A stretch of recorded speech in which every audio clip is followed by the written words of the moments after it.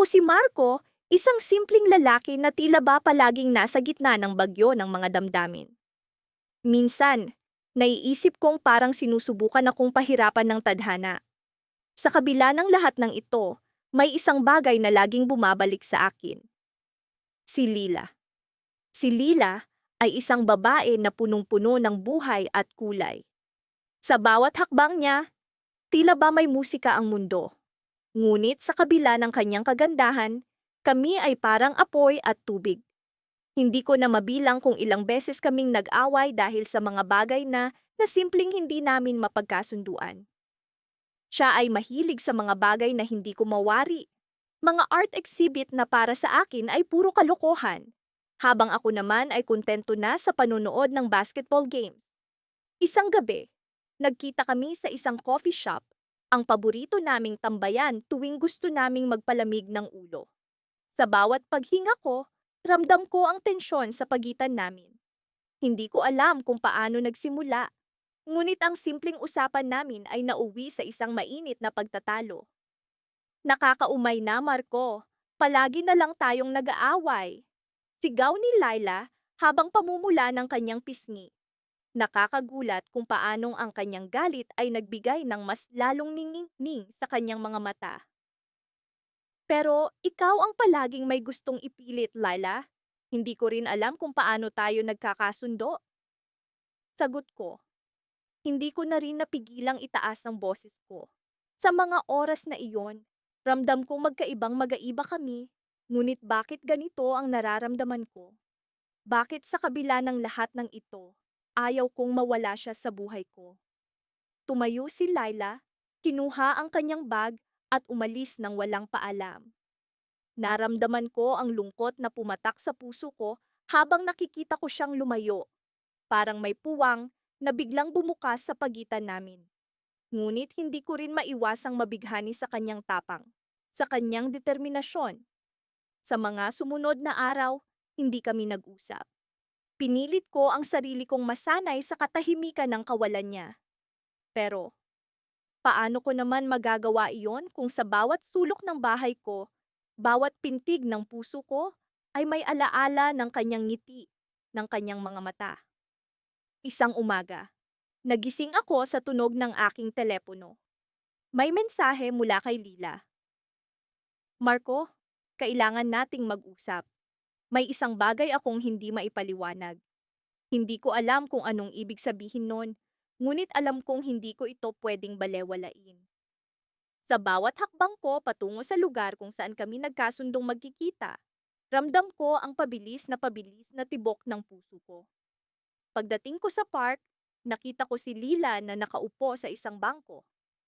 Tila ba may iniisip na malalim. Sa kabila ng kanyang mga mata ay may bakas ng lungkot. Marco, simula niya habang tumingin sa akin. May isang bagay akong gustong sabihin sa'yo. Hindi ko alam kung paano mo ito tatanggapin, pero kailangang malaman mo ito. Sa mga sandaling iyon, alam kong may isang bagay na magbabago sa aming dalawa. Ngunit ano kaya iyon? Sa likod ng kanyang mga salita, naramdaman ko ang bigat ng kanyang damdamin. Sa isang iglap, ang mundo ko ay parang tumigil, habang hinihintay ang kanyang susunod na sasabihin. Sa bawat araw na lumilipas, unti-unting nagiging bahagi ng aking buhay si Mia. Hindi ko maipaliwanag kung paanong ang isang tulad niya, na tila kabaligtaran ng lahat ng pinaniniwalaan ko, ay nagawa kong mahalin ng ganito. Simpleng umaga, kasama ang aroma ng kape, at ang mainit na sikat ng araw sa aming munting balkonahe, ay sapat na upang maramdaman ko ang kapayapaan sa bawat sandali ng aming pagkikita. Ako si Alex, isang taong palaging sistematiko at planado. Paminsan-minsan, iniisip ko pa rin kung paano ko naitawid ang unang taon ng aming relasyon. Itinuro ni Mia sa akin ang halaga ng pagbabago at pagyakap sa hindi inaasahan. Siya ang type ng taong bigla na lang magdedesisyon na pumunta sa beach sa gitna ng ulan, o kaya'y magpiknik sa park kahit pa lumalakas ang hangin. Sa kabila ng lahat, natutunan kong sumabay sa kanyang ritmo, at sa tuwing nagkikita kami, Palaging may bago siyang idinudulot sa aking buhay. Isang gabi, habang nakaupo kami sa likod ng kotse ko, nakatingin sa mga bituin, biglang nagtanong si Mia, paano kung hindi tayo para sa isa't isa? Paano kung dumating ang panahon na maging magkasalungat tayo sa lahat ng bagay? Hindi ko alam kung ang mga bituing nakatingin sa amin ay may sagot sa kanyang tanong. Ngunit, ang alam ko lang, sa bawat paghinga ko, siya ang dahilan ng paggalaw ng mundo ko. Kahit pa magkasalungat kami sa maraming bagay. Alam mo ba, Mia? Sagot ko.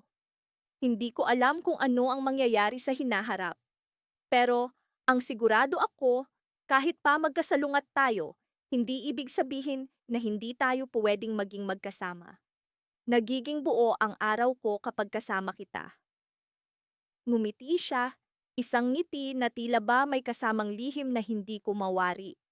Isang araw, habang naglalakad kami sa tabing dagat, napansin ko ang kakaibang lungkot sa kanyang mga mata. May problema ba? Tanong ko sa kanya. Wala, Alex. Minsan lang, nararamdaman kong may mga bagay na hindi natin kontrolado, sagot niya, habang pinapanood ang mga alon na humahampas sa dalampasigan.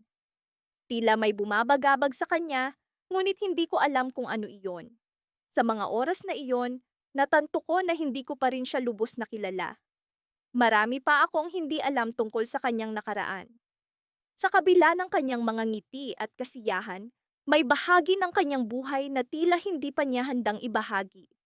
Ngunit naniniwala ako na sa tamang oras, magiging handa siyang sabihin sa akin ang lahat.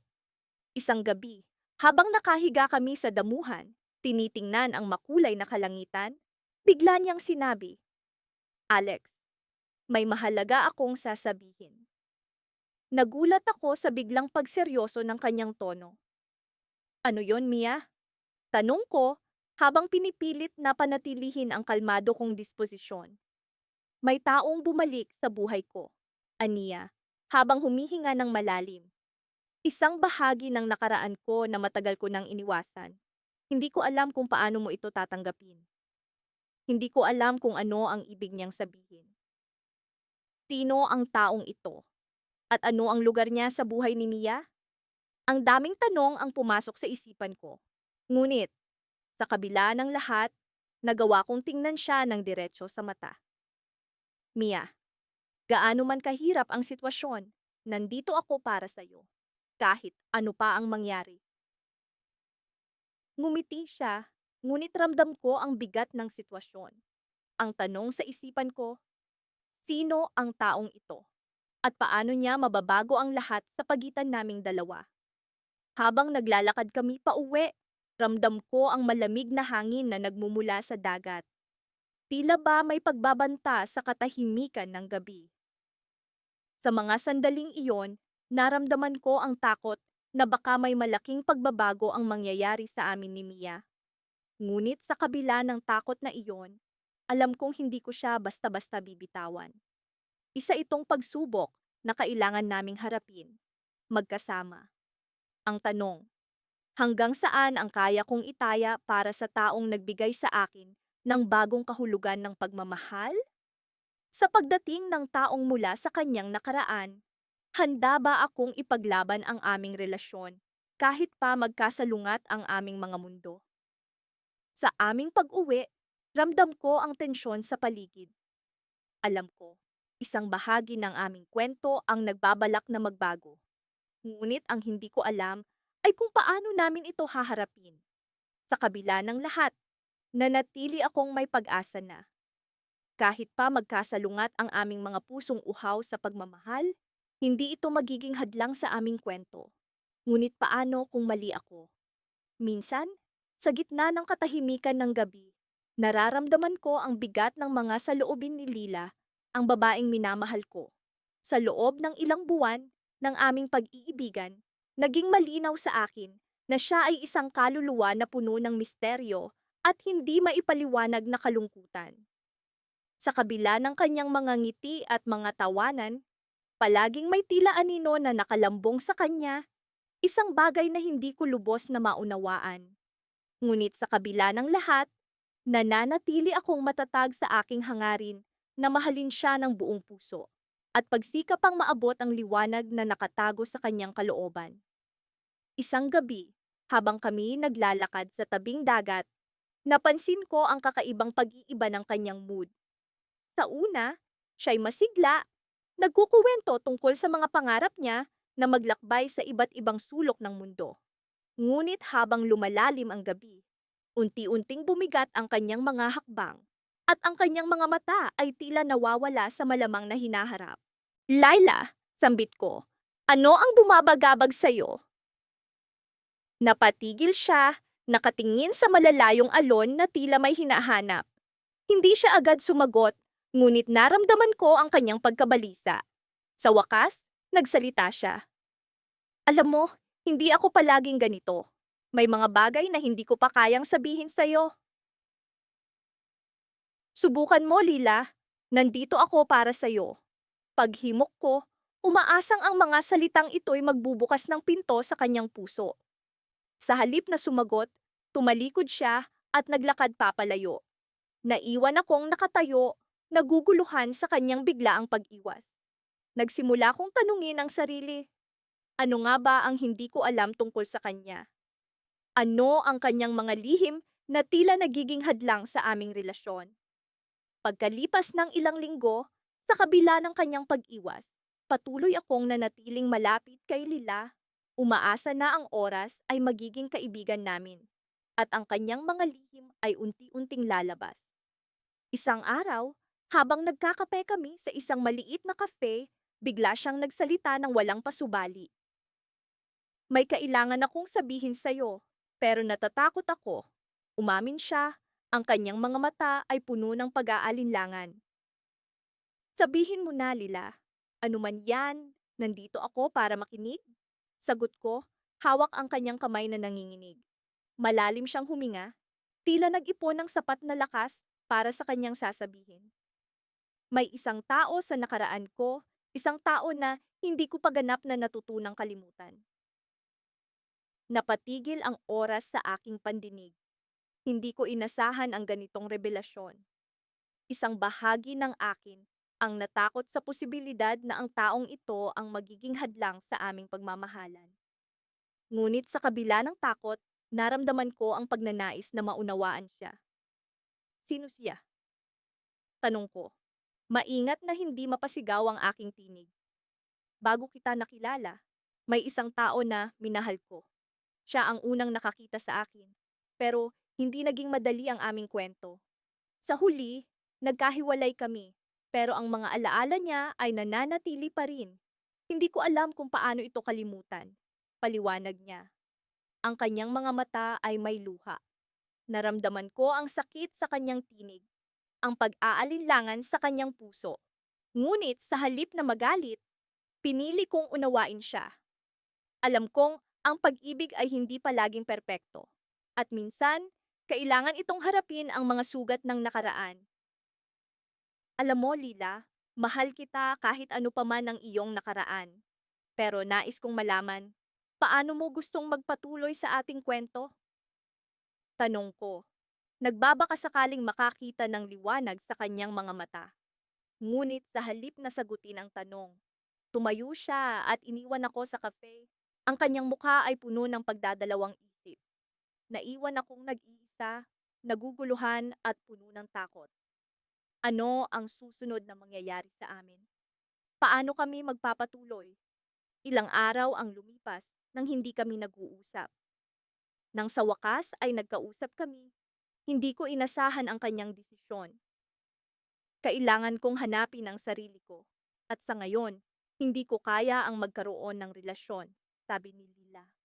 Ang kanyang tinig ay puno ng determinasyon at kalungkutan. Naramdaman ko ang bigat ng kanyang pahayag, ang sakit ng pagkawala. Ngunit sa kabila nito, nirerespeto ko ang kanyang desisyon. Alam kong minsan, ang tunay na pagmamahal ay ang pagpapalaya sa taong minamahal mo upang hanapin ang kanyang sariling liwanag. Habang naglalakad ako sa paborito naming tabing dagat, Ang alon ay tila nagdadala ng mga alaala ng aming mga masasayang sandali. Ngunit sa ilalim ng mga alon na iyon, naramdaman ko ang pag-asa na balang araw. Ang aming mga pusong magkasalungat ay muling magtatagpo. At sa pagkakataong iyon, kami parehong handa na sa pagmamahal na walang pag-aalinlangan. Ang twist? Sa likod ng kanyang pag-alis, natuklasan ko na ang taong iniwan niya sa nakaraan ay isang bahagi ng kanyang pamilya na nagbigay sa kanya ng trauma. Ngunit ito ay isang kwento na kailangan niyang harapin ng mag-isa. Ang cliffhanger? Isang liham ang dumating isang araw mula kay Lila na nagsasabing nagbalik siya sa lugar kung saan nagsimula ang lahat, handang harapin ang kanyang nakaraan. Ngunit ang tanong, handa na ba siya para sa kinabukasan? Sa tuwing naririnig ko ang mga alon na humahampas sa pampang, naaalala ko ang unang pagkakataon na nagtagpo ang aming mga landas ni Clara. Ako si Marco, at palaging naniniwala ako na ang buhay ay parang dagat. May mga panahong tahimik at payapa, ngunit may mga sandaling puno ng unos at alon. Kaya siguro kami ni Clara, na tila dalawang pusong magkasalungat, ay patuloy na hinahatid ng tadhana sa isa't isa. Sa kabila ng aming mga pagkakaiba, ang aming mga puso ay tila may sariling lengguwahe na hindi ko maipaliwanag. Si Clara, na mahilig sa sining, musika, at lahat ng bagay na malikhain, ay kabaligtaran ng aking praktikal at lohikal na pag-iisip.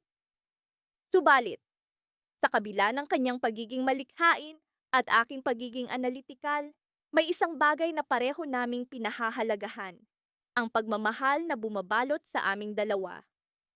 Isang gabi, habang kami nagpapahinga sa dalampasigan, nakahiga sa buhangin at pinagmamasdan ang mga bituin. Bigla niyang tinanong, Marco, naniniwala ka ba sa kapalaran? Napabuntong hininga ako at saglit na nag-isip bago sumagot.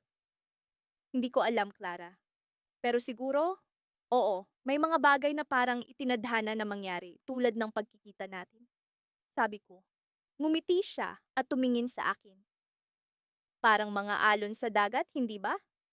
Kahit gaano pa kalayo ang kanilang pinanggalingan, palaging babalik at babalik sa pampang. Tumango ako. Oo, parang tayo. Kahit gaano pa kalayo ang ating mga pagkakaiba, lagi tayong bumabalik sa isa't isa. Ngunit sa kabila ng aming pagmamahalan, may mga bagay na hindi namin inaasahan. Isang araw, dumating si Clara sa aming paboritong kapehan na may daladalang liham. Halata ang kaba sa kanyang mga mata. Marco, may kailangan akong ipagtapat, sabi niya. Natanggap ako sa isang art residency program sa Paris.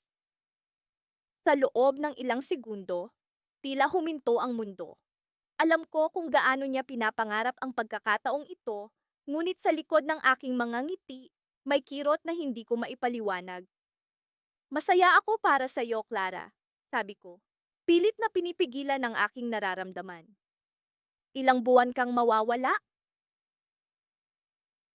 6 na buwan, sagot niya.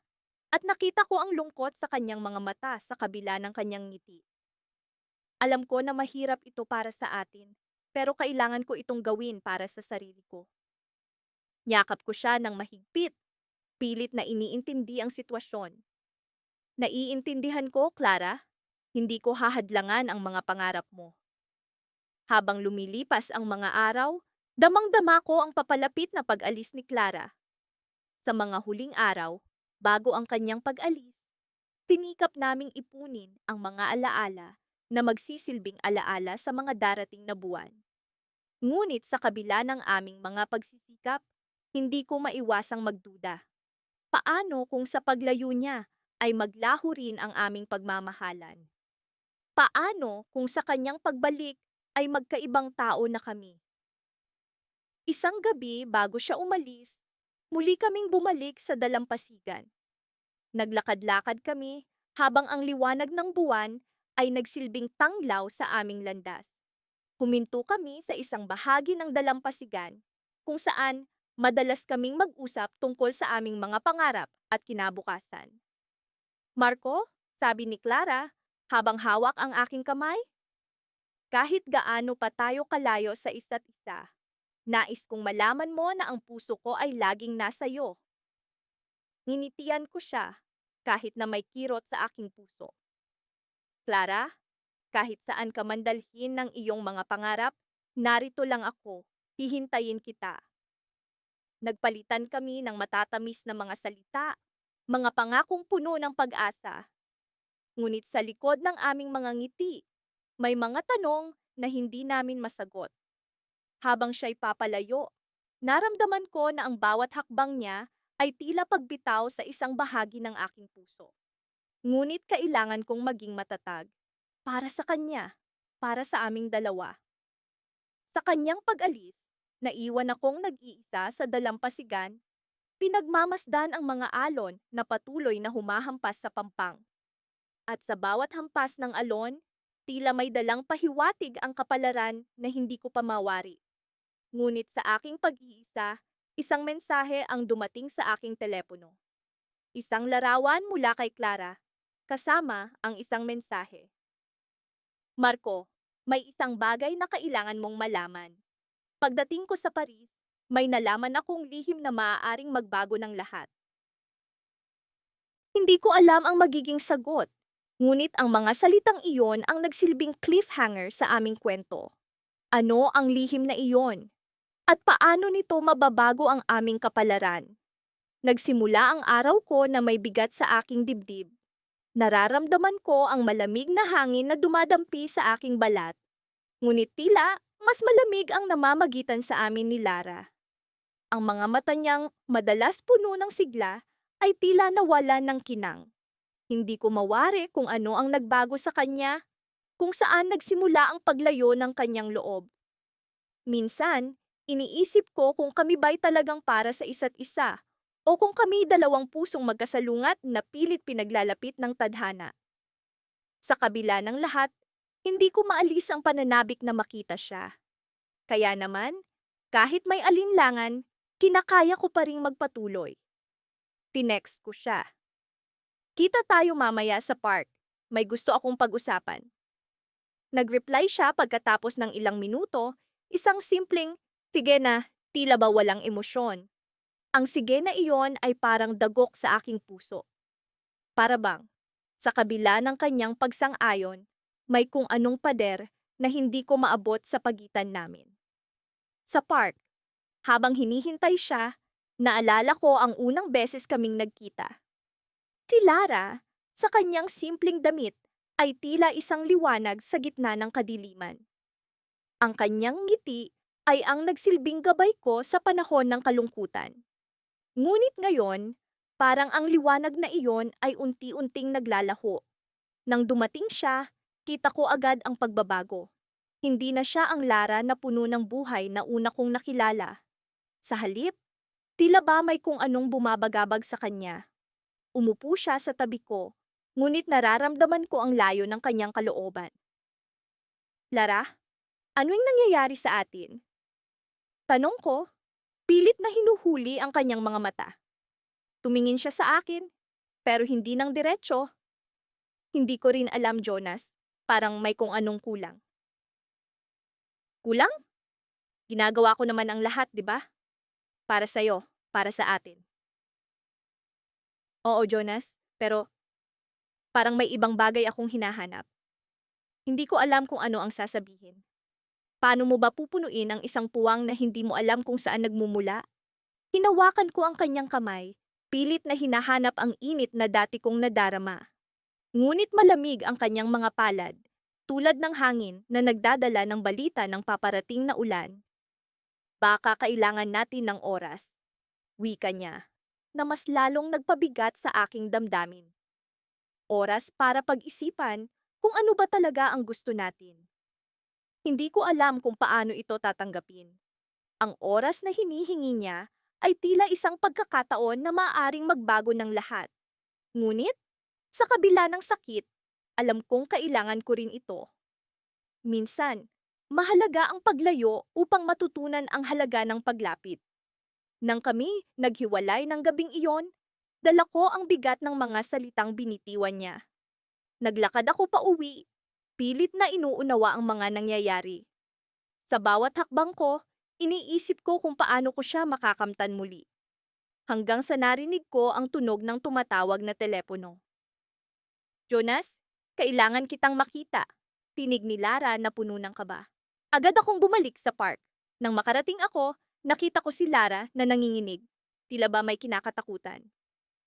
Lara, ano nung nangyayari? May nakakita sa atin kanina, Jonas. Hindi ko alam kung sino, pero may nagpadala ng litrato sa akin.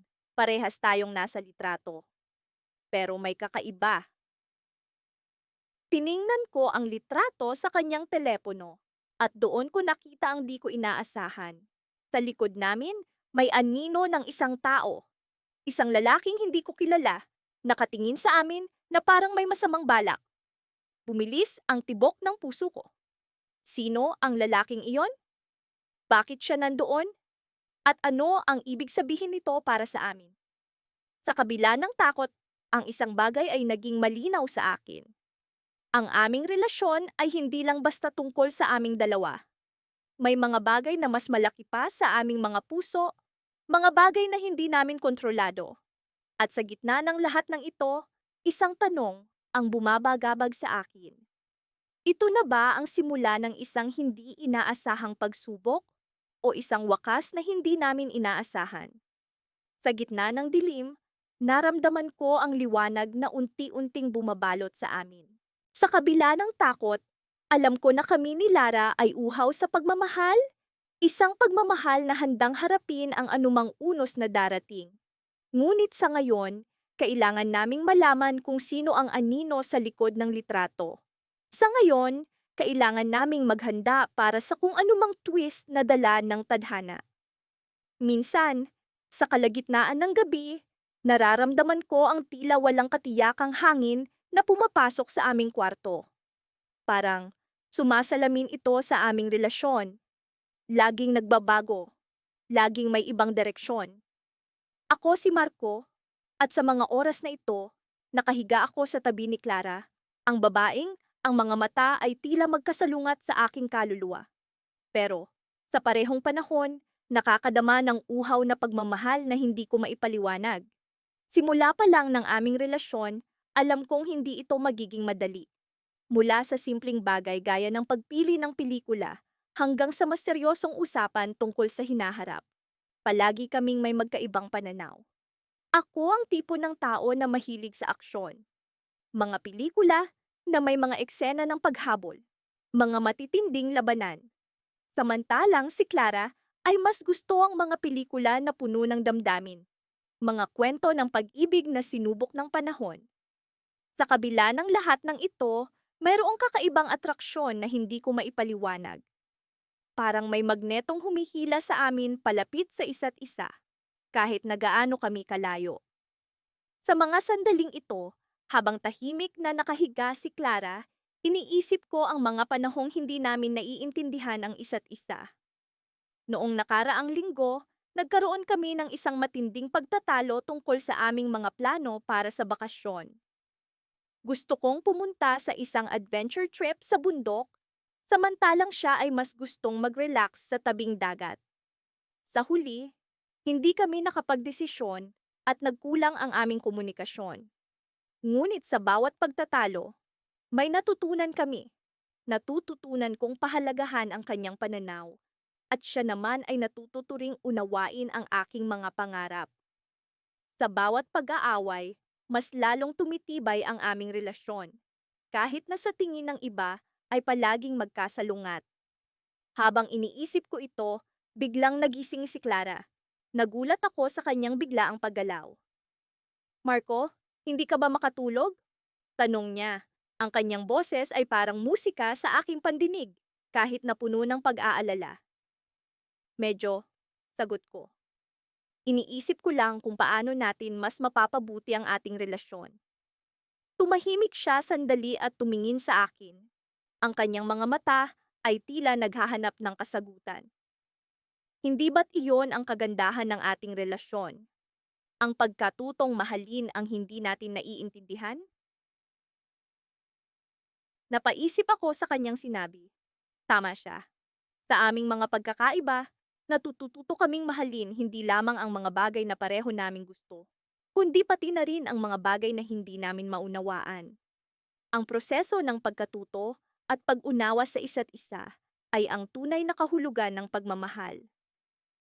Sa gitna ng aming pag-uusap, biglang nag-ring ang telepono ni Clara. Hindi ko alam kung sino ang tumatawag, pero ramdam ko ang pag-aalala sa kanyang mga mata nang sagutin niya ito. Hello? Sabi niya. Ang kanyang boses ay biglang nanlamig. Hindi ko marinig ang kabilang linya, pero nakikita ko ang pagbabago sa ekspresyon ni Clara. Mula sa pagiging kalmado, kitang-kita ko ang pag-aalala na nagsimulang bumalot sa kanyang mukha. Ano? Kailan? Tanong niya, ang kanyang boses ay puno ng tensyon. Nagtataka ako sa nangyayari. Clara? Okay ka lang ba? Tanong ko, puno ng pag-aalala. Bumaba ang telepono sa kanyang kamay at tumingin siya sa akin. Marco, kailangan kong pumunta sa probinsya. May nangyari sa pamilya ko. Nagulat ako sa kanyang sinabi. Hindi ko alam kung ano ang gagawin, pero alam kong kailangan niyang umalis. Sige, sasamahan kita. Ngunit umiling siya. Hindi, Marco. Kailangan kong pumunta mag-isa. May mga bagay na kailangan kong ayusin para sa sarili ko at sa pamilya ko.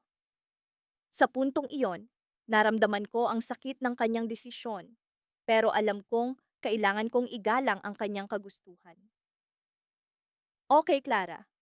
Basta nandito lang ako. Naghihintay sa'yo. Ngumiti siya, kahit na puno ng lungkot ang kanyang mga mata. Salamat, Marco. Habang nag-iimpay ka siya, naramdaman ko ang bigat ng kanyang sitwasyon. Alam kong may mga bagay na hindi ko kayang solusyonan, mga bagay na hindi ko kayang kontrolin. Ngunit sa kabila ng lahat ng ito, handa akong maghintay. Sa kanyang pag-alis, naramdaman ko ang kakaibang lungkot. Parang may bahagi ng aking puso na umalis kasama niya. Pero alam kong ito ang tamang gawin. Ang hayaan siyang ayusin ang mga bagay na kayang ayusin. Sa kabila ng aming magkasalungat na puso, naramdaman ko ang tunay na pagmamahal, ang pag-unawa na hindi laging magkasama, pero laging nandyan para sa isa't isa. Habang tumutugtog ang ulan sa labas, naramdaman ko ang malamig na hangin na pumapasok sa kwarto. Parang sumasalamin ito sa aming relasyon. Minsan malamig, minsan mainit, pero laging may pag-asa. At sa paglipas ng oras, hindi ko alam kung ano ang mangyayari. Ngunit ang isang bagay lang, ang sigurado, ang pagmamahal na hindi kailanman magwawakas. Sa huli, natutunan kong mahalin ang mga bagay na hindi ko maunawaan. At sa pag-alis ni Clara, natutunan kong mahalin siya kahit na magkasalungat ang aming mga puso. At sa kanyang pagbalik, umaasa akong mas matibay ang aming relasyon. Mas matibay ang aming pagmamahalan. Ngunit sa ngayon, handa akong maghintay, handang umasa, sa kabila ng lahat ng magkasalungat na nararamdaman. Hindi ko alam kung paano kami nauwi sa sitwasyong ito. Sa tuwing tinitingnan ko si Mia, nararamdaman ko ang tila palaging may nag-uumpugang damdamin sa pagitan naming dalawa. Kahit magkasalungat ang aming mga pananaw, hindi ko maitatanggi ang pagkakaugnay ng aming mga puso. Subalit sa kabila ng aming pagkakaiba, pareho kaming uhaw sa pagmamahal. Isang bagay na tila parehong nagdudulot at sumasagot sa aming mga tanong. Naalala ko pa ang gabing iyon sa ilalim ng mga bituin. Nasa ibabaw kami ng rooftop ng kanyang apartment. Tahimik na nagmamasid sa kalangitan. Siya, si Mia, ang babaeng hindi ko inaasahan na magiging mahalaga sa aking buhay. Isa siyang pintor na puno ng kulay, habang ako'y isang manunulat na mas pinipili ang tinta at papel kaysa sa pagsasalarawan ng mundo sa pamamagitan ng mga imahen. Ngunit, sa kabila ng lahat, nararamdaman ko ang hindi maipaliwanag na puwersang humihila sa akin palapit sa kanya. Alam mo, Adrian, sabi niya, habang nakatingin sa mga bituin. Minsan iniisip ko kung bakit tayo nagkakaganito. Bakit? Kahit magkaiba ang ating mga mundo, nagkakaroon tayo ng koneksyon. Napatingin ako sa kanya, sa mga mata niyang punong-puno ng kuryosidad. Minsan, ang mga tanong na walang sagot ay mas nagbibigay ng kahulugan sa buhay. Tugon ko, umaasang maramdaman niya ang sinseridad sa aking tinig. Ngunit sa kabila ng mga salitang iyon, alam kong hindi sapat ang mga sagot. Pareho naming alam na may mga bagay na hindi namin kaya o marahil ay hindi namin dapat ipilit. Subalit ang puso, kahit pa gaano ito kasalungat sa isipan, ay may sariling paraan ng pagtutulak sa amin patungo sa hindi inaasahang landas. Isang araw, sa gitna ng isang pagtatalo, nahanap namin ang aming mga sarili na naglalakad sa tabi ng ilog. Ang hangin ay malamig, ngunit ang init ng aming mga damdamin ay tila nagbabalot sa amin ng kakaibang init. Naalala ko ang mga salitang binitiwan ni Mia. Paano kung ang pagmamahal ay hindi sapat para palaging magkasama? Napatigil ako. Sa kabila ng kalmadong daloy ng ilog, ang loob ko ay nagngingit-ngit sa katanungan. Paano nga ba kung hindi sapat ang pagmamahal? Paano kung ang magkasalungat na mundong aming ginagalawan ay hindi na kayang magtugma? Mia, sabi ko, alam kong may mga bagay na hindi natin maiawasan. Pero, sa kabila ng lahat, nandito pa rin tayo, pinipili ang isa't isa. Tumigil siya, humarap sa akin at hinawakan ang aking kamay. Adrian, hindi ko alam kung saan tayo patungo. Pero sa ngayon, gusto kong malaman mo na kahit pa magkasalungat tayo, ikaw pa rin ang pinipili ko. Ang mga salitang iyon ay sapat na para muling mag-alab ang aking pag-asa. Ngunit kasabay ng pag-asa, naramdaman ko rin ang pangamba sa likod ng aking isipan. Paano kung dumating ang araw na hindi na ito maging sapat? Isang linggo bago ang kanyang malaking exhibit, napansin kong mas naging abala siya kaysa dati. Halos hindi na kami nagkikita at sa tuwing kami magkausap, tila may bumabalot na tensyon sa kanya. Alam kong mahalaga sa kanya ang exhibit na ito. Isang pagtatanghal ng kanyang mga likhang sining na sumasalamin sa kanyang mga nararamdaman. Sa gabi ng exhibit, dumating ako na puno ng suporta at paghangang inaalay sa kanya. Ngunit sa gitna ng mga tao, hindi ko siya agad nahanap. Lahat ay abala sa pagtingin sa mga obra.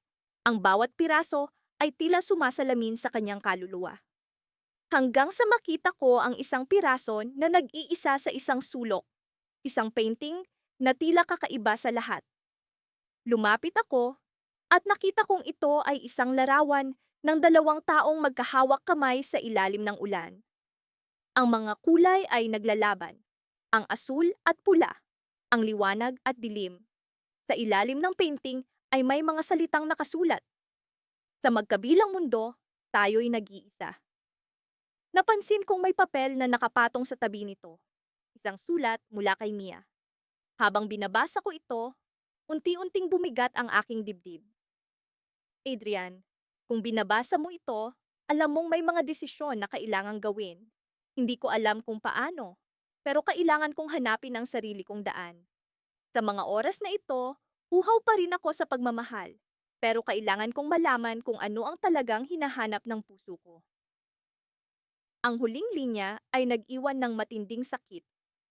Mahal kita, pero kailangan ko munang mahalin ang sarili ko. Napatigil ako, hindi alam kung paano haharapin ang bagong katotohanan ito. Ang exhibit na ito ay hindi lang tungkol sa kanyang sining. Ito'y isang hakbang patungo sa isang landas na tila nag-iisa. Ngunit sa kabila ng lahat, naramdaman ko ang pag-asa, isang pag-asa na sa kabila ng aming pagkakaiba, ang pagmamahal ay laging may puwang sa aming mga puso. Habang nakatayo ako sa harap ng kanyang obra, narinig ko ang pagpatak ng ulan sa labas. Sa gitna ng ingay ng mga tao, ang tunog ng ulan ay tila isang paalala na sa kabila ng lahat, ang dalawang pusong laging magkasalungat ay maaari pa ring umasa na sa pagbuhos ng ulan. May bagong simula. Sa gitna ng lahat ng ingay ng mundo, sa gitna ng walang katapusang pag-ikot ng mga bagay-bagay, Kami ni Mira ay laging magkatunggali, magkasalungat. Sa akin, ang mundo ay puno ng order. Lahat ay may sistema, may dahilan. Sa kanya, ang mundo ay isang canvas ng chaos, puno ng mga kulay na hindi ko mawari.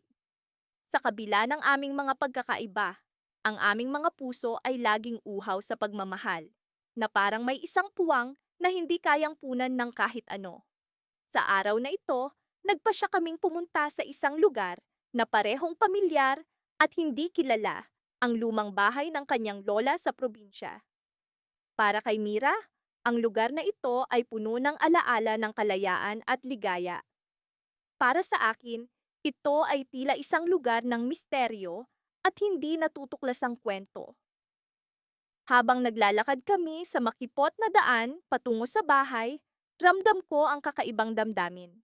Parang may kung anong puwersang humihila sa akin, isang bagay na hindi ko maipaliwanag. Bakit mo nga pala gustong bumalik dito? Tanong ko sa kanya. Pilit na binabasag ang katahimikan. May mga bagay na kailangang balikan, Marco. May mga tanong na kailangang sagutin, tugon ni Mira, na tila may sinisikap na itago sa kanyang mga mata. Pagdating namin sa bahay, agad kong napansin ang mga bakas ng lumipas, ang mga lumang larawan, ang mga pader na puno ng kalumaan, ang amoy ng kahoy na tila nagkukuwento ng mga alaala. Ang dami nang nagbago, sabi ko, sabay lingon sa kanya. Ngunit sa kanyang tingin, alam kong may mga bagay na hindi nagbabago. Dahan-dahan niyang hinawakan ang aking kamay at hinila ako patungo sa likod ng bahay. May ipapakita ako sa iyo. Anya, ang kanyang tinig ay puno ng excitement at kaba. Sa likod ng bahay, isang lumang puno ng mangga ang nakatayo, matayog at mahestadiko. Naroon ang isang lumang swing na gawa sa kahoy, tila naghihintay na magkuwento ng mga nakalipas na karanasan. Umupo siya sa swing at tinanaw ang langit. Dito ako madalas magpunta kapag may mga bagay na hindi ko maintindihan. Sabi niya, ang kanyang boses ay puno ng damdamin. Dito ko nasusumpungan ang mga sagot na hindi ko makita sa ibang lugar. Tumabi ako sa kanya. Ano ang mga tanong na iyon, Mira? Nang tanong ko, ang aking puso ay puno ng curiosity at takot sa maaaring isagot niya. Ang tanong kung paano tayo nagkakilala, kung paano tayo nagkaibigan, sa kabila ng lahat ng ating pagkakaiba. Sagot niya, ang kanyang mga mata ay puno ng pag-iisip at pagmumuni-muni. Sa sandaling iyon, naramdaman kong ang aming mga pagkakaiba ay tila mga piraso ng puzzle na hindi ko pa rin maayos. Ang kanyang kalayaan ay palaging salungat sa aking organisasyon. Ang kanyang spontaneity ay palaging kontradiksyon sa aking plano. Ngunit, sa ilalim ng lahat ng ito, sa ilalim ng mga salungatan, naroon ang isang unawaan, isang pagmamahal na hindi ko maipaliwanag. Paano kung ang mga tanong na iyon ay walang sagot? Tanong ko, pilit na hinahanap ang kasagutan sa kanyang mga mata. Ngumiti siya, ang kanyang mga mata ay puno ng misteryo. Baka hindi natin kailangan ng sagot, Marco. Baka ang kailangan lang natin ay ang tanggapin ang hindi natin maunawaan. Sa sandaling iyon, naramdaman ko ang bigat ng kanyang mga salita. Ang aming mga puso ay uhaw sa pagmamahal, ngunit marahil ang sagot ay nasa pagtanggap sa mga bagay na hindi namin maunawaan. Habang ang araw ay unti-unting lumulubog sa likod ng mga bundok, nagdesisyon kaming bumalik sa bahay. Ngunit bago kami makapasok, narinig ko ang isang tunog na hindi pamilyar, ang tunog ng mga yapak sa likod ng bahay.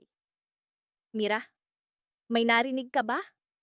Tanong ko, ang aking boses ay puno ng pag-aalala. Tumayo siya at tumingin sa paligid. Wala naman akong narinig, sagot niya. Ngunit may bakas ng kaba sa kanyang mukha.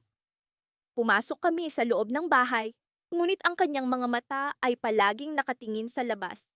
Parang may kung anong bumabagabag sa kanya, isang bagay na hindi niya masabi. Sa sandaling iyon, Naisip ko kung ano nga ba ang bumabalik sa amin sa lugar na ito. Ang mga tanong na hindi natin kayang sagutin o ang mga misteryong hindi natin kayang ipaliwanag. Habang kami ay nag-aayos ng mga gamit para sa aming pag-uwi, muling narinig ko ang mga yapak. Sa pagkakataong ito, mas malapit, mas malakas. Mira, may tao yata sa labas, sabi ko. Ang aking boses ay puno ng kaba. Tumayo siya at marahang lumapit sa pinto. Marco, may kailangan kang malaman. Aniya, ang kanyang boses ay puno ng tensyon. Nang buksan niya ang pinto, tumambad sa amin ang isang lumang larawan, larawan ng isang batang lalaki at babae, magkahawak kamay, nakangiti. Sa likod ng larawan, naroon ang isang piraso ng papel na may mga salitang nagbigay ng bagong twist sa aming kwento. Ang pag-ibig ay hindi lamang tungkol sa pagkakaiba, kundi sa mga bagay na hindi natin kayang ipaliwanag. Sa sandaling iyon, alam kong ang aming kwento ay hindi pa tapos, na ang aming mga puso ay patuloy na uhaw sa pagmamahal na hindi namin lubos na maunawaan. At sa likod ng lahat ng ito, naroon ang isang misteryo na naghihintay na magkuwento ng bagong kabanata. Kailan ba nagsimula ang pag-aaway namin ni Lila? Hindi ko na maalala. Parang ang mga araw at gabi ay nagiging isang buhol-buhol na tanikala ng mga alaala, mga tawanan, pag-aaway, at mga sandali ng katahimikan. Ngunit sa kabila ng mga hindi pagkakaintindihan, alam kong may isang bagay na hindi ko kayang bitawan. Ang pag-ibig na kahit magkasalungat ay tila palaging naroon, umuusbong sa kabila ng lahat. Isang gabi, habang nakaupo ako sa aming maliit na balkonahe, naroon ang kalmado ng paligid. Ang mga bituin ay tila nakikiramay sa akin, kumikislap sa madilim na kalangitan. Sinubukan kong alalahanin ang mga huling sandali namin ni Lila bago siya nagdesisyong lumayo. Naaalala ko ang pag-aaway namin tungkol sa simpleng bagay, kung sinong maghuhugas ng pinggan. Nakakatawa, hindi ba? Pero sa likod ng maliit na alitan na iyon ay ang mas malalim na usapin ng hindi pagkakaintindihan sa maraming bagay. Mahirap kang mahalin, Alex, sabi ni Lila noong gabing iyon. Parang lagi kang may gustong patunayan sa akin na hindi ko naman hinihingi. Hindi ko alam kung paano sasagutin ang ganoong akusasyon. Sa totoo lang, hindi ko rin alam kung bakit kailangan ko pang patunayan ang sarili ko sa kanya.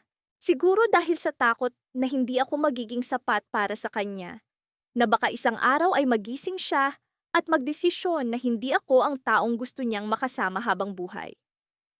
Sa kabila ng sakit ng aming mga salita, ang pag-ibig ko kay Lila ay nananatiling buo. Minsan, iniisip ko, ano ba talaga ang pumipigil sa aming dalawa? Bakit hindi kami magkasundo sa mga bagay na tila simple para sa ibang tao? Ngunit sa gabing ito, habang nakaupo ako sa balkonahe, may narinig akong kaluskos mula sa likod ng bahay. Agad akong tumayo, sinilip ang pinanggalingan ng tunog. Sa dilim, may naaninag akong pamilyar na anyo, si Lila. Alex, mahina niyang tawag sa akin, ngunit may kasamang pag-aalinlangan. Lila, ano ang ginagawa mo dito? Tanong ko, hindi pa rin makapaniwala na narito siya. May kailangan akong sabihin sa'yo, sagot niya.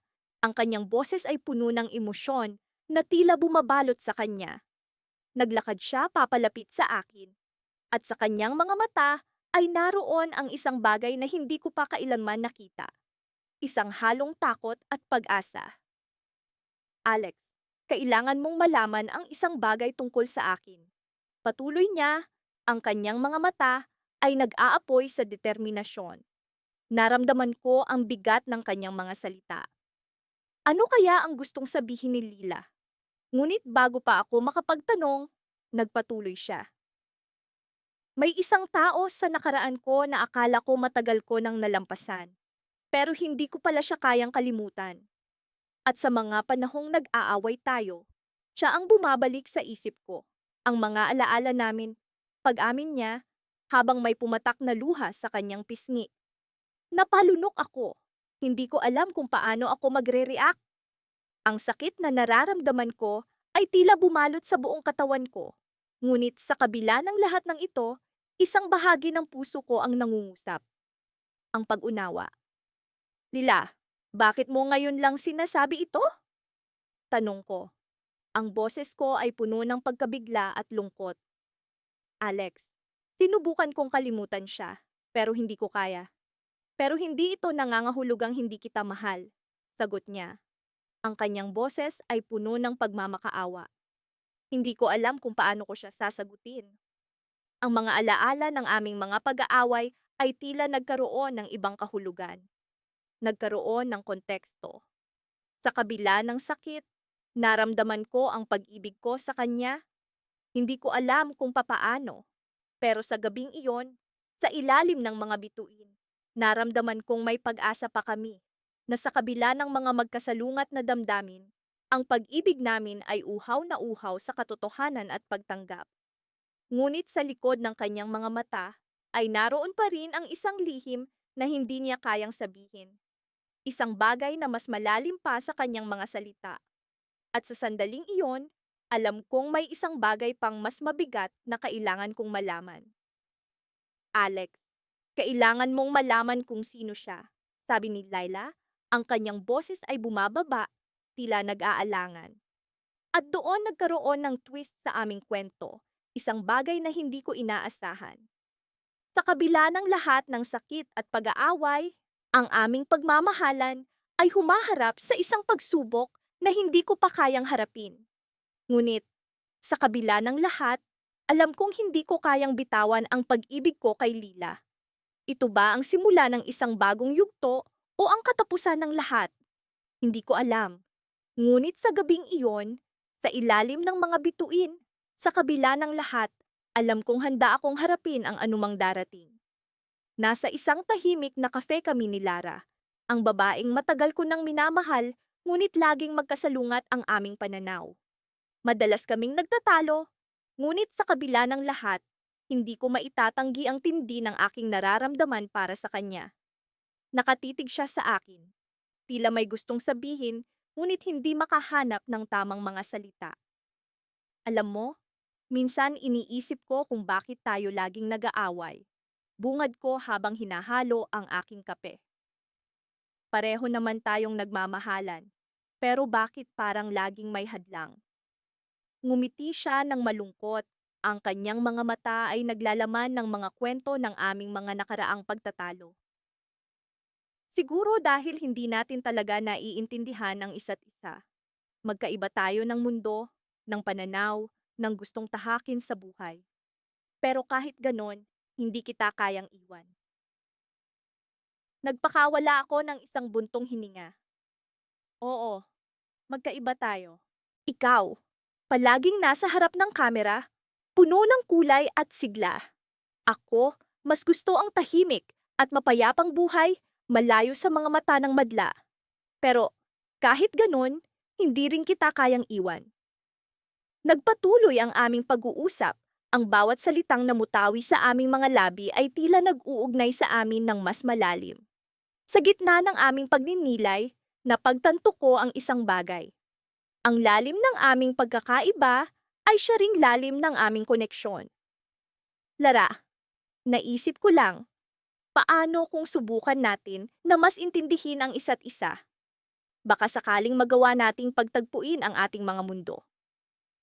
Napatigil siya. Paano mo gagawin iyon, Leo?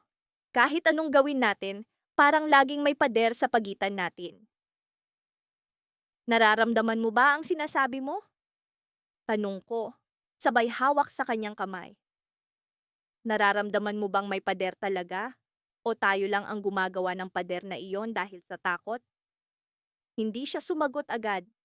Namayani ang katahimikan at sa sandaling iyon, naramdaman ko ang bigat ng aming mga damdamin.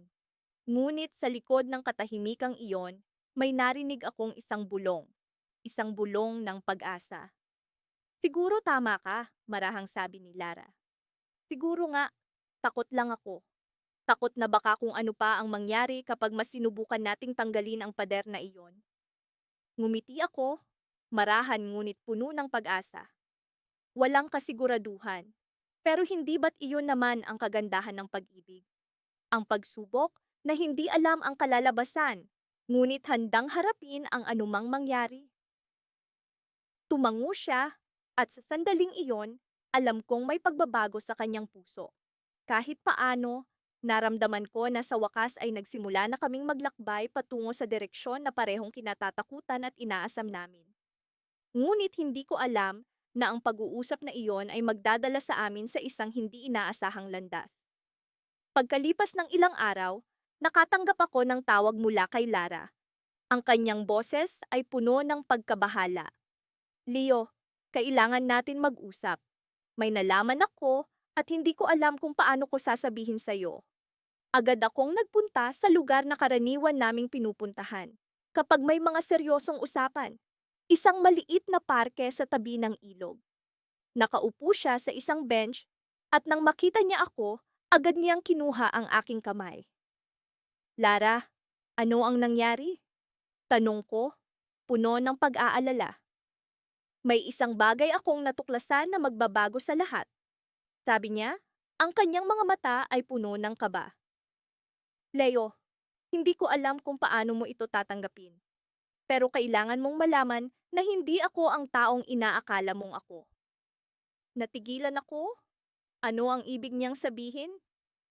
Sa bigat ng kanyang sinasabi, alam kong ang aming relasyon ay nasa isang matinding panganib.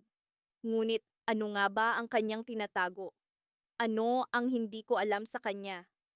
Ang kanyang mga mata ay naglalaman ng mga kwento ng pagdurusa at pag-aalinlangan. Leo, may isang bahagi ng pagkatao ko ang hindi mo pa nakikita. At oras na para malaman mo iyon. Sa mga sandaling iyon, alam kong hindi na kami maaaring bumalik sa dati. Ang pag-uusap na ito ay ang simula ng isang bagong kabanata. Isang kabanata na puno ng panganib, ngunit puno rin ng pag-asa. Ano nga ba ang tinatago ni Lara? Ano ang magiging epekto nito sa aming relasyon? Ang mga tanong na ito ay bumabalot sa aking isipan habang nakatitig sa kanya, naghihintay sa mga susunod na salitang magbabago sa lahat. Nagsimula ang umaga ko sa tunog ng alarm clock na tila bagay nanunukso. Napabuntong hininga na lang ako habang pinipilit kong bumangon mula sa kama. Hindi ko alam kung bakit, pero parang may mabigat na bagay na bumabagabag sa dibdib ko. Siguro ay dahil na rin sa mga nangyari kahapon sa pagitan namin ni Mia. Hindi ko alam kung paano ko haharapin ang araw na ito, lalo na't alam kong kailangan kong makausap siya. Habang nag-aalmusal, pilit kong inaalala ang mga huling salita niya. Kailangan natin tong pag-usapan, sabi niya sa akin nang may luha sa mga mata. Naramdaman ko ang pag-aalinlangan sa kanyang tinig at alam kong hindi ito basta-basta. Hindi ko rin maalis sa isip ko ang mga sandali kung saan nagkakilala kami. Para kaming dagat at lupa. Magkaibang magkaiba, ngunit may hindi maikakailang pagnanais na magsama. Nagmamadali akong nagtungo sa opisina, ngunit sa likod ng aking isipan, si Mia pa rin ang iniisip ko. Paano nga ba kami umabot sa puntong ito? Pareho kaming uhaw sa pagmamahal, ngunit tila hindi pa rin sapat ang aming mga pagsusumikap para sa isa't isa. Napapaisip ako kung hanggang saan ko pa kayang ipaglaban ang relasyong ito, na tila ba'y laging nasa bingit ng pagkawasak. Pagkatapos ng trabaho, nagdesisyon akong pumunta sa paborito naming coffee shop. Alam kong madalas doon si Mia kapag nais niyang mag-isip ng mag-isa. Sa pagpasok ko, agad kong nakita si Mia na nakaupo sa sulok ng coffee shop. Nakatingin siya sa bintana, tila ba'y lumilipad ang kanyang isipan sa malayong lugar. Huminga ako ng malalim at dahan-dahang lumapit sa kanya. Hi! Bati ko habang nauupo sa kanyang harapan. Nag-angat siya ng tingin at ngumiti, ngunit bakas pa rin sa kanyang mga mata ang pag-aalala. Salamat at pumunta ka, sabi niya. Kailangan talaga nating mag-usap. Tumango ako at hinintay siyang magsalita. Alam kong kailangan niyang sabihin ang mga nasa isip niya, kahit na natatakot akong malaman kung ano ang mga iyon. Alam ko na magkaiba tayo, panimula niya. Pero mahal kita. Yun ang totoo. Ang problema, hindi ko alam kung sapat ba ang pagmamahal na yun para malampasan natin ang lahat ng pagkakaibang ito. Mia, sagot ko. Pareho tayong may mga kahinaan, pero hindi ba't kaya nga tayo nagmamahal ay dahil nais nating buuin ang isa't isa? Ngumiti siya ng bahagya, ngunit may luha na namang nangingilid sa kanyang mga mata. Sana na nga ganoon lang kadali. Pero lagi na lang tayong nag-aaway dahil sa maliliit na bagay. Hindi ko na alam kung ano ang tama at mali. Napatigil ako. Alam kong may katotohanan ang sinasabi niya. Hindi na mabilang ang mga pagkakataong nagkasagutan kami dahil sa mga simpleng bagay na nauuwi sa malalaking hindi pagkakaintindihan. Pero, sa kabila ng lahat ng iyon, hindi ko maitatangging malaki ang bahagi ni Mia sa buhay ko. Siya ang nagbibigay kulay sa bawat araw ko. At sa kabila ng aming mga pagkakaiba, siya pa rin ang pinipili kong mahalin. Mia, may ipagtatapat ako sa iyo, sabi ko.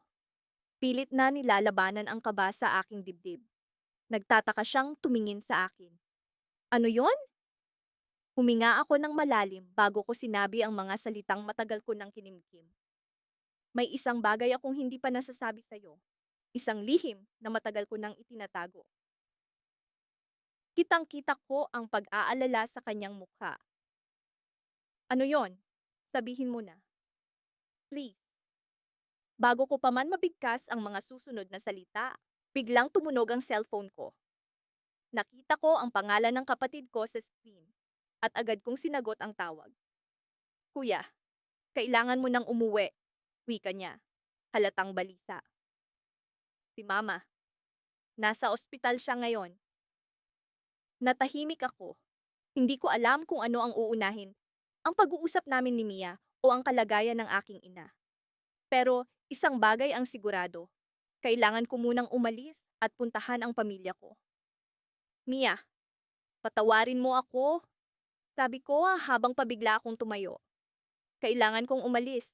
Tumawag ang kapatid ko, nasa ospital si Mama. Nanlaki ang mga mata niya at nakita ko ang pag-aalala sa kanyang mukha. Sige, intindihin mo muna sila. Mag-usap na lang tayo pagkatapos? Tumango ako at dali-daling lumabas ng coffee shop. Hindi ko alam kung paano ko haharapin ang mga susunod na mangyayari, pero alam kong kailangan kong magpakatatag. Sa kabila ng lahat, umaasa pa rin akong magkakaroon ng pagkakataon na maayos namin ni Mia ang lahat. Ngunit sa ngayon, kailangan kong unahin ang pamilyang matagal ko nang napapabayaan. Habang sumasakay ako ng taxi, hindi ko maiwasang mag-isip.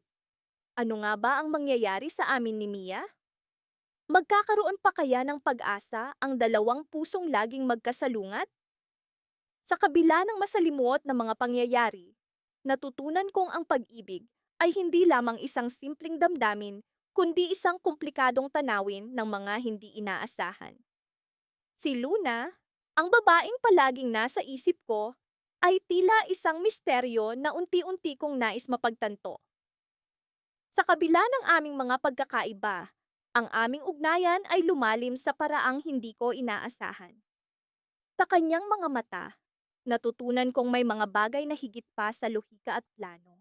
Isang gabi, habang nakaupo kami sa aming paboritong parke, ang sikat ng buwan ay nagbigay ng kakaibang liwanag sa kanyang mukha. Ang katahimikan ng paligid ay tila isang himig na pumapawi sa lahat ng aming mga alalahanin. Ngunit sa likod ng lahat ng ito, nararamdaman ko ang alon ng tensyon na hindi ko maipaliwanag. Matagal na kaming magkasama, ngunit parang may isang bagay na bumabalot sa aming dalawa. Isang lihim na hindi ko pa natutuklasan. Alam mo ba, Alex, nagsimula si Luna habang tinitingnan ang langit na puno ng bituin. May mga bagay na hindi natin kontrolado kahit gaano pa natin pilitin. Tumango ako kahit na ang mga salitang binitawan niya ay tila may ibang kahulugan. Sa aming relasyon, palaging siya ang malalim mag-isip, ang palaging nagmamasid sa mga detalye na hindi ko napapansin. Ngunit sa pagkakataong ito, ang kanyang mga salita ay tila may mas malalim na ibig sabihin. May mga panahon na kailangan nating bitawan ang mga bagay na iniisip nating mahalaga para lamang makahanap ng mas mahalaga, tugtong niya. Hindi ko siya agad sinagot. Sa halip, tiningnan ko siya ng mabuti. Sinusubukang intindihin ang kanyang sinasabi. Sa kanyang mga mata, nakita ko ang lungkot na matagal na niyang itinatago. Alam kong may pinagdaraanan siya, ngunit hindi ko alam kung ano iyon. Luna, ano ba talaga ang gusto mong sabihin? Tanong ko, puno ng pag-aalala. Isang buntong hininga ang binitiwan niya bago siya muling nagsalita. Alex, mahal kita. Hindi ko ito idududa kahit kailan. Pero, ang pero na iyon ay tila isang matalim na patalim na tumusok sa aking puso. Alam kong may darating na hindi ko inaasahan. May isang bagay na kailangan kong aminin sa'yo. Patuloy niya, habang ang kanyang mga mata ay puno ng pagsisisi. Ang mundo ko ay tila tumigil sa pag-ikot. Ang mga tunog ng paligid ay nawala sa aking pandinig at ang tanging naririnig ko ay ang tibok ng aking puso. Ano ang ibig niyang sabihin? Ano ang dapat niyang aminin? Alex, si Lucas. Siya ang ex ko. At nagkita kami kamakailan, ang kanyang mga salitang bumagsak na parang bomba. Si Lucas, ang lalaking minsang nagbigay sa kanya ng sakit. Ang lalaking palaging nasa likod ng kanyang mga kwento ng kalungkutan. Naramdaman ko ang init ng bugso ng damdamin, ngunit pinilit kong maging kalmado. Bakit mo siya nakita, Luna? Ano ang ibig sabihin nito? Tanong ko, pilit na pinapakalma ang sarili. Nagulat ako noong una, pero napagtanto ko na may mga bagay pa sa amin na hindi pa natatapos.